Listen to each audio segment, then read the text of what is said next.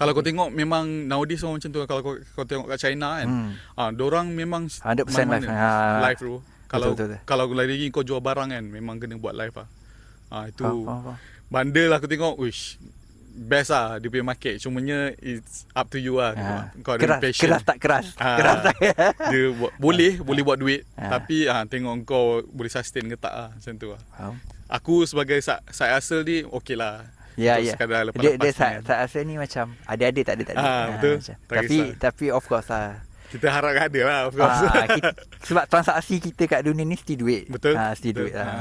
Betul. Lepas tu future kau lah. Future. Aku nak ke arah ni lah.